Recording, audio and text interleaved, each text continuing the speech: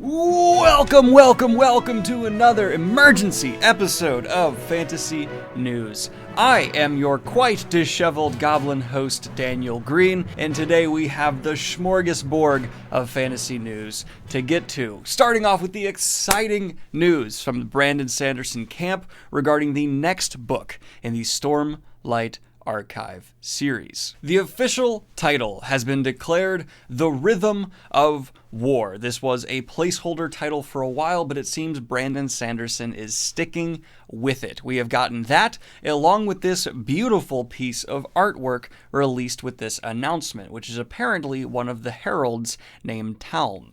I hope I'm saying that right, because I'm not good with pronunciations, and it's been a while since I heard the audiobooks. With this announcement, Brandon Sanderson explains, "The time has come, though I've had an instinct for many months that the title of Book 4 would be Rhythm of War. I had to make certain it fit into the last chapters of the book as I wrote them. Indeed it does, and I feel comfortable announcing this, at long last, as the official title of the book. Like previous titles in the series, Way of Kings, Words of Radiance, and Oathbringer, this one is taken from the title of an in-world volume of text. To tell you more would, of course, be a spoiler. Let's just say that this is the first of one of these in-world books that has involved the writings of someone who is not human.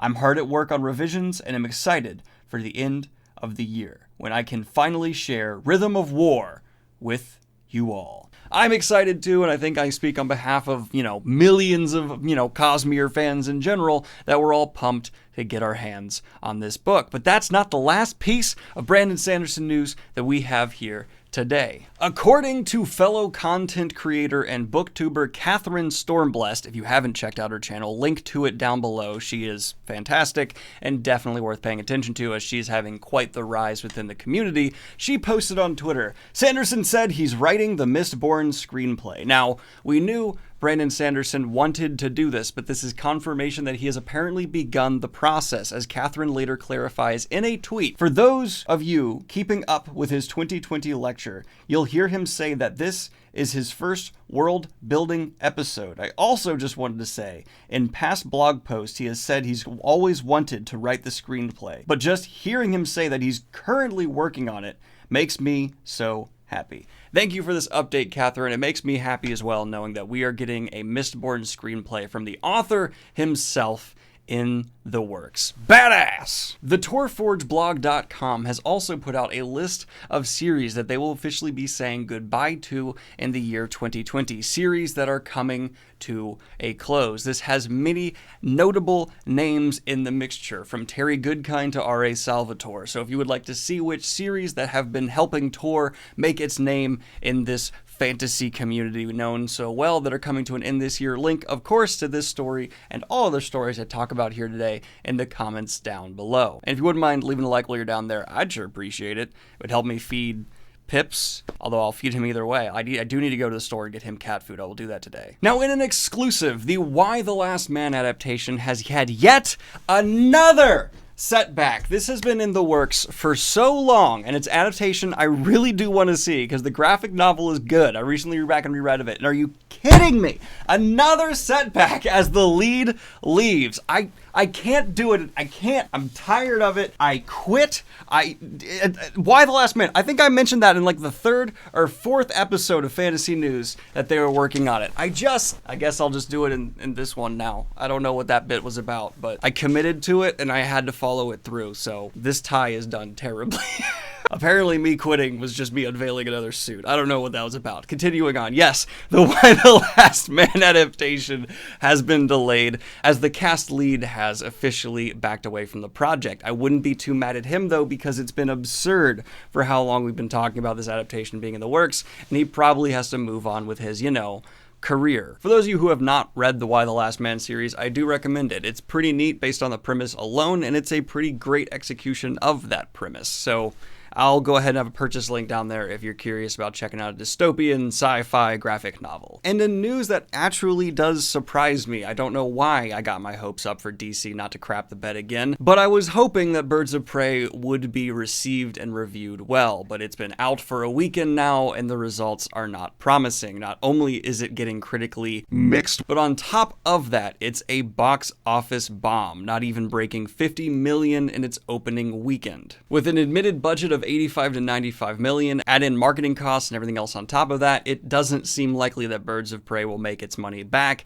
and this is just yet another nail in the current DC universe's coffin. In my predictions here, we're probably going to see DC completely abandon this universe in the future and start over with something else. Maybe Robert Pattinson's upcoming Batman, if it does extremely well, may lead us into a new era for DC. But this current universe, with their Superman out, their Shazam being their largest success recently, I don't see them performing particularly well in the future or continuing with this falling apart universe, honestly. But hey, that's kind of following in the comic themes, you know. Comic universes restart. Maybe this cinematic one should too. And in adding insult to injury news, as DC has its dying thrashes, I guess is how I'll put it, Marvel announces some very exciting news for its upcoming Thor: Love and Thunder. It has been confirmed that Christian Bale will be playing an alien villain. Yes, they're getting a triple A-list celebrity to come into the Taika Waititi-helmed project to bring yet another, I'm sure, incredible performance from Christian Bale. I love the guy. He does not do a bad job ever, and the idea of him playing a villain in a project helmed by Taika Waititi, if you had told me that would have been possible 5 years ago, I would have not believed you, but damn, Marvel still impresses me. Call me a Marvel fanboy. It's almost like it's justifiable to be interested in a studio that continues to innovate and add in greater and more creative minds to its cinematic universe, and that's paying off quite well. Some are speculating that Bale may be playing Beta Ray Bill, but I'm not entirely convinced of that. It would be neat to see. Maybe Beta Ray Bill will still be involved in this new Thor movie, but I'm not entirely convinced that will be Christian Bale's part of this. Now, moving into more news to rant and ramble about, the Baby Yoda Funko Pop is officially the best-selling Funko Pop of all time. I have never really gotten into collecting these things, but if you had asked me if I could have predicted this, the answer would have been yes. Yeah, for sure, 100%. Baby Yoda, anything is going to sell like hotcakes. I'm just surprised we haven't seen like super high quality Baby Yoda plushies everywhere. That would be the obvious like pitch, right? Like, why aren't those in every store? I haven't seen them anywhere. I know they did the whole like delaying the toys so they wouldn't have the like leak of Baby Yoda come out, but it's been a while, and I think like a Baby Yoda pillow plushie thing would be like the item to buy for Valentine's Day. I don't know. Maybe, maybe not. Let me know in the comments down below what Baby Yoda merch do you want to see. And we had our first look at the upcoming flick starring Tom Holland and Daisy Ridley called Chaos Walking. This movie is based on the science fiction novel The Knife of Never Letting Go. This movie is actually going to be an adaptation of the first book within the Chaos Walking trilogy, The Knife of Never Letting Go. They just happen to be naming this first movie Chaos Walking. Kind of like how Game of Thrones was named after the first book. You get what I'm saying. I don't really know much about this one. I do know it's kind of stepping into that YA space. It's a survival tale, and it's got huge names attached. So I'm just going to safely say that this movie is going to go ahead and make a butt ton of money having these names attached and being based off a successful YA series. And in the last piece of fantasy news we're going to cover here today, in news from Viacom CBS, it looks like they are looking to start a new streaming service where they take all Star Trek properties and put them on one streaming platform for you to watch, along with a few other properties, it seems is the plan. More streaming service. You know what? Actually, this time I'm out. They'll never stop making new ones. More streaming services. More and more. Until we're all dead. More monthly costs. Increasing prices. And splitting up the genre, the stories we love. It'll never end. Oh, I forgot to sign out. Crap!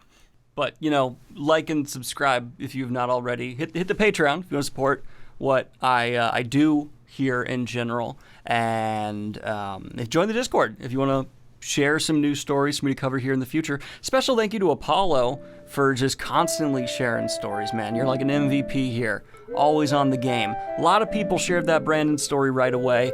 I had already been sent it by Tor, so that's a little late there, but I will still credit people who, wanted me to cover it, of course. So I'm gonna go edit this now. Bye.